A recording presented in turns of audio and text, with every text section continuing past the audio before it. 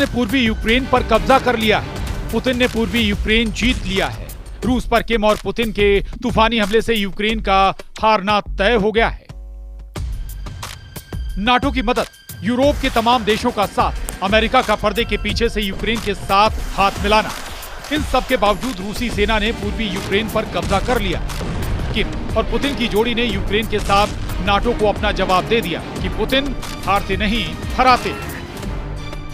1026 दिन से ज्यादा की रूस यूक्रेन जंग में पुतिन ने जंग को एक तरफा बना दिया है। हालात ये हो गए हैं कि पूर्वी यूक्रेन का किला कहे जाने वाले डोनेस्क इलाके में रूसी सेना ने उत्तर कोरिया की सेना के साथ मिलकर कोहराम मचा दिया है। हम आपको दिखाने जा रहे हैं कि पुतिन कैसे 12,000 उत्तर कोरियाई सैनिकों को यूक्रेनी सेना के खिलाफ ब्रह्मास्त्र की तरह इस्तेमाल कर रहे हैं। हम आपको ये खबर भी दिखाने जा रहे हैं कि रूसी सैनिकों के साथ मिलकर उत्तर कोरिया के सैनिकों ने यूक्रेन के पूर्वी मोर्चे पर एक भी यूक्रेनी सैनिकों को जिंदा क्यों नहीं छोड़ा। क्यों कोरियाई सैनिकों ने 2 घंटे की भीषण जंग में यूक्रेनी सैनिकों का सफाया कर दिया, उन्हें सरेंडर का मौका तक नहीं दिया। राष्ट्रपति पुतिन के बेहद करीबी दिमित्री मेदवेदेव ने तो यहाँ तक दावा कर दिया है कि रूस यूक्रेन के नए 5 इलाकों पर पूरी तरह से कब्जा करने जा रहा है। राष्ट्रपति पुतिन इस वक्त फुल फॉर्म में, यकीन करना मुश्किल है, लेकिन अगस्त 2024 से दिसंबर 2024 के बीच में रूसी सेना ने पूरे यूक्रेन के 20% इलाके पर कब्जा कर लिया है। अगर पूर्वी यूक्रेन के डोनेस्क की बात करें तो यहां पर रूसी सेना 60% इलाके पर कब्जा कर चुकी है। हैरानी की बात तो यह है कि यूक्रेनी सेना अब तक 180 मोर्चों से भाग चुकी है। रूसी सेना इस वक्त यूक्रेन पर जबरदस्त हवाई हमले, मिसाइल हमले, टैंक और तोप खाने के हमलों से यूक्रेनी सेना के चीथड़े उड़ा रही है।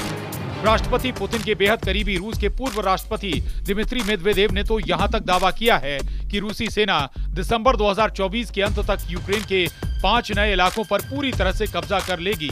पूर्वी यूक्रेन के डोनेस्क पर रूस का कब्जा लगभग हो चुका है। पूर्वी यूक्रेन के शहर पोक्रोव्स्क पर कब्जे से सिर्फ 1 किलोमीटर दूर रूसी सेना रह गई। पोक्रोव्स्क को डोनेस्क का लॉजिस्टिक्स हब माना जाता है, जिस पर रूस कब्जा करने जा रहा है। राष्ट्रपति जेलेंस्की तक डोनेस्क में हार से बौखला गए। यूक्रेनी मीडिया की रिपोर्ट के मुताबिक राष्ट्रपति जेलेंस्की ने हार के लिए जिम्मेदार मानते हुए डोनेस्क में यूक्रेनी सेना के कमांडर अलेक्जेंडर लुटसेंको को बर्खास्त कर दिया। Це була сьогодні одна з найбільших російських атак проти нашої енергетики. 94 ракети різних типів, і крилаті, і балістичні. 81 збили. Також було майже 200 ударних дронів. Загалом ми бачимо, що росіяни намагались перенавантажити нашу ППО, як вони і завжди це роблять, в таких масованих ударах. І також вони спеціально чекали морозної погоди, щоб зробити гірше для людей. उदार відбувся якраз під. कुछ रिपोर्ट्स में दावा किया गया है कि पुतिन ने यूक्रेन के डोनेस्क, लुहांस्क, खेरसोन और जपोरिजिया क्षेत्रों को रूस में शामिल करने के कब्जे शुरू कर दिए हैं। इसीलिए रूस भीषण तरीके से पूर्वी यूक्रेन पर चुन चुनकर हमला कर रहा है, जिसमें सबसे ज्यादा हमले मिसाइल और ड्रोन से किए जा रहे हैं।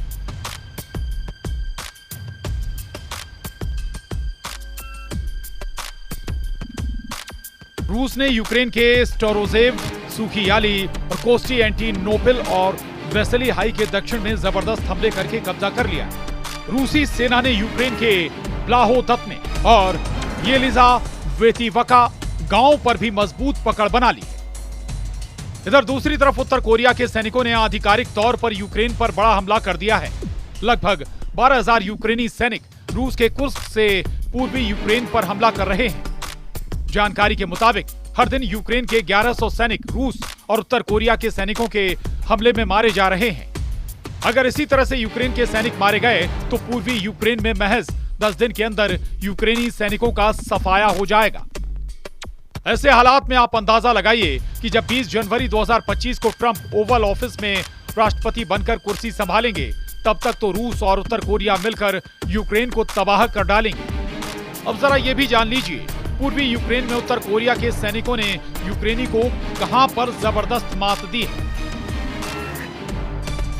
रूस के राष्ट्रपति पुतिन और उत्तर कोरिया के supreme leader Kim Jong Un की जंगी दोस्ती यूक्रेनी सेना पर भारी पड़ रही है।